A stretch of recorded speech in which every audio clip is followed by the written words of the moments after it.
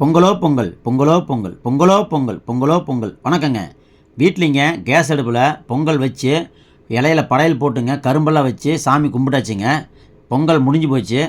சில காலத்துக்கு முன்னாலேங்க நான் சின்ன பண்ணாக இருக்கிறப்ப லைன் வீட்டில் குடியிருந்த வாடகைக்கு அப்போ லைனில் இருக்கிற பிள்ளைங்களாம் சேர்ந்துங்க, அதாவது வயசு பிள்ளைங்க சின்ன பிள்ளைங்களாம் சேர்ந்து பெரியவங்களாம் சேர்ந்துங்க தை மாதத்துக்கு ஒரு வாரத்துக்கு முன்னாலேயே மாட்டுச்சாணியில் பிள்ளையார் பிடிப்பாங்க.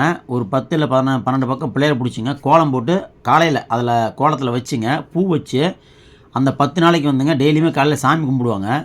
தை 1ஆந்தேதி பார்த்திங்கன்னா பெருசாக கலராக கோலம் போடுவாங்க. அதேமாதிரி தை 2ஆந்தேதி பார்த்திங்கன்னா கோலம் போட்டுங்க பிள்ளைங்க பொங்கல் அப்படின்னு சொல்லுவாங்க.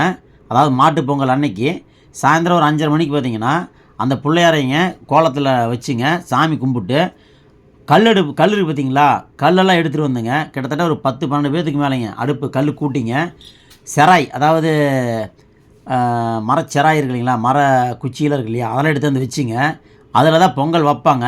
கிழக்கு பார்த்து விழுந்தாக்க நல்லது, அப்படி கிழக்கு பார்த்து விழுந்தா வடக்கு பார்த்து விழுந்தா நல்லது அப்படின்னு சொல்லி வைப்பாங்க. அவ்வளோ மகிழ்ச்சியாக இருக்குங்க. பொங்கல் முடிஞ்சுங்க வச்சு சாமி கும்பிட்டுங்க அந்த பிள்ளையார் பக்கத்தில் வச்சு படையல் போட்டு சாமி கும்பிட்டு எல்லாத்துக்கும் பொங்கல் கொடுப்பாங்க. அடுத்த நாள் பார்த்திங்கன்னா கரிநாள். அன்னைக்கு காலையிலைங்க அந்த பிள்ளையாருக்கு வந்து விடைபெறும் நாள்.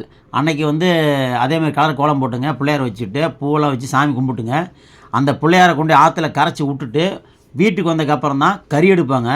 அதெல்லாம் ஒரு ஜாலியான காலங்க. அது எத்தனை காசு கொடுத்தாலும் திரும்பி வராது. இப்போல்லாம் ட்ரெண்டிங் மாறி போச்சு. வீட்டுக்குள்ளேயே கேஸ் அடுப்புலேயே பொங்கல் வச்சு சாமி கும்பிட்டு வீடியோ எடுத்து போடுறோம். வேறு வழி இல்லை, சூழ்நிலைக்கு தள்ளப்பட்டோம். இப்போ அது மாதிரி கல்லெல்லாம் வச்சு எங்கேயும் நம்ம அடுப்பெரிக்க முடியாது. அது மாதிரி பிள்ளைங்க பொங்கல்லாம் என்னன்னே தெரியாது. இப்போ தை 1ஆந்தேதி பொங்கல், தை 2ஆந்தேதி மாட்டுப் பொங்கல், தை 3ஆந்தேதி கருநாள், அவ்வளோ முடிஞ்சு போயிடும். அந்த ஜாலியெல்லாம் வந்து முடிஞ்சு போச்சுங்க.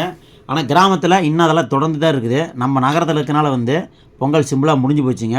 அடுத்த ஜென்மம்னு ஒன்று இருந்தாக்க நம்ம இதேமாரி அந்த பழைய வாழ்க்கைக்கே வாழணும், அதே மாதிரி சந்தோஷமாக இருக்கணும்னு நான் கடவுளை வேண்டிக்கிறேன்.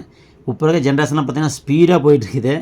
பொங்கல்னால் பாவாடை தாவணி கட்டுவாங்க சின்ன பிள்ளைங்களாம், அதெல்லாம் இப்போ கிடையவே கிடையாது. ஓல்ட் இஸ் கோல்டுங்க. பழைய காலம் தாங்க. நன்றிங்க. அடுத்து சந்திக்கலாங்க.